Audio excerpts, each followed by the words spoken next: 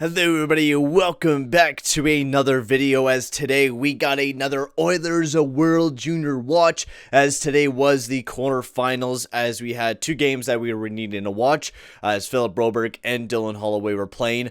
Team Sweden went up against Team Finland, and Team Canada went up against Czech Republic. Now these games are elimination games, so that means if you lose this game, you're out of the tournament. You don't get a chance for either bronze or gold. So it is a do or die game for a lot of these teams. And Team Canada came out on top against Czech Republic 3-0, and Team Sweden lost against against Finland 3-2, and just an amazing game. It really was. Both games were really fun to watch throughout. From 1:30 on to 8, I was watching hockey, and it was absolutely amazing hockey from Team Sweden, from Team Finland. Just about every single game that was on today during the quarterfinals are just absolutely fantastic, and I'm really excited to continue watching them through the semis, through the medal games.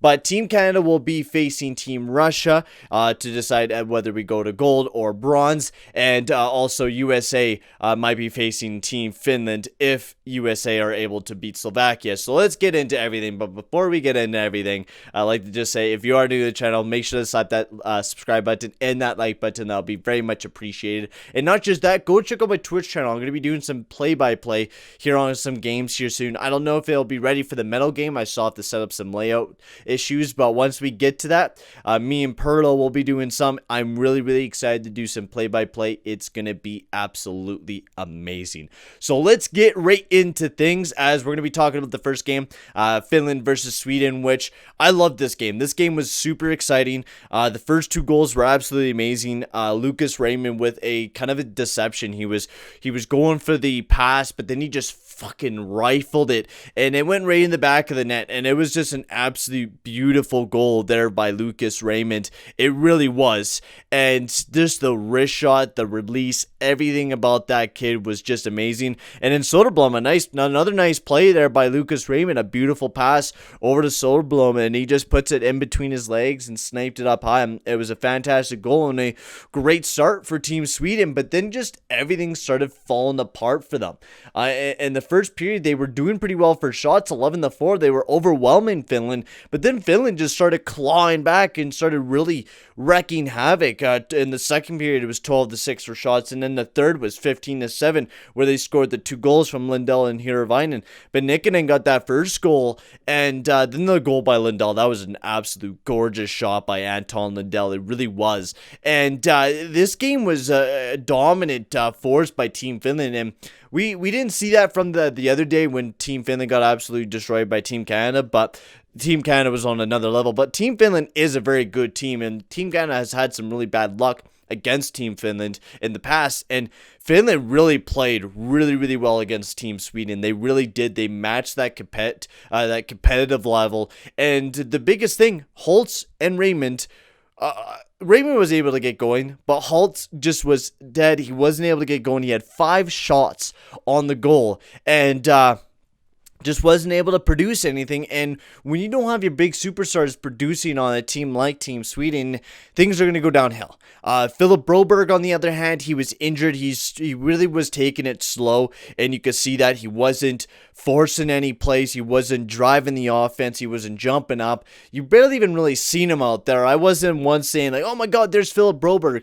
No, I really didn't see him throughout the game, and I feel for the guy, because even after interview after the game when they lost, he was crying. He wasn't doing so well, and it made me upset to see Philip Broberg like that, man. You come into the tournament really excited to step back on the ice, and you can't play. You're injured half of the tournament. You can't play to your best level that you could possibly play. It sucks, and I feel for the kid, but even when Philip Broberg was injured, he was still doing very well. He wasn't at his peak level, which Team Sweden really needed a peak level Philip Broberg, because when he was playing in the first game, the way that Broberg was playing was fantastic. He was jumping up offensively. He had 3 big assists for Team Sweden, and they just, once he got injured, they lost 3 in a row. And it was really unfortunate for Team Sweden. They were really doing well in the tournament, I thought, right off the get-go. They couldn't catch any momentum near the end, and they lost against Team Finland 3-2. Very unfortunate. Also, I don't know why they started Hugo Anifelt when he struggled in the last game against Team USA. I probably would have went for Jesper Wallstedt instead. That's what I would have went for. Maybe it was just the young coach and Janmark not knowing what to do, but I would have went with the youngster and Wallstedt, especially how well Wallstedt's bid compared to Anifelt, and especially when Anifelt played like that on New Year's Eve. It was very patchy and sketchy. So unfortunate for Team Sweden, but congrats to Team Finland as they move on to the semis. And then we got Canada versus Czech Republic. Canada staying undefeated right now, and this game was a really fun game to watch. Team Canada was really dominant in the first period.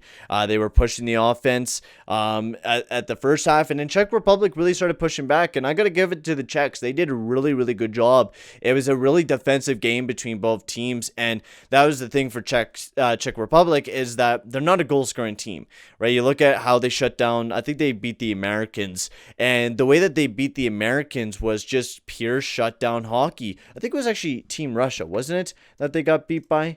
I think that was the way that it was, because Czech Republic was in the group with Canada. No, that was the game today. I'm a dumbass. I'm looking at the wrong goddamn thing. Czech Republic beat up Austria, and I think it was Team USA. No, never mind. It was Team Russia. They beat them 2-0 on Team Russia there. So, yeah, I was completely wrong. It was not Team USA. It was Team Russia. And the Czechs were able to absolutely shut down Team Russia. Without a doubt, they were able to. And they were able to do that to us as well after the first two goals by Cousins and Bryan. After that, they were shutting down. Malik was playing really good.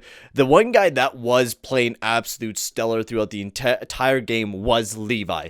I got to give this guy tips, because I have never seen a Canadian goalie play like him in a long damn time. Levi was carrying Team Canada throughout this Czech Republic game, because we really started to shut down, I guess, offensively. We're able to transition that puck as well. Our forechecking wasn't as great, and I felt like we definitely did get tired, and that was because Czech Republic, they were playing greasy, man.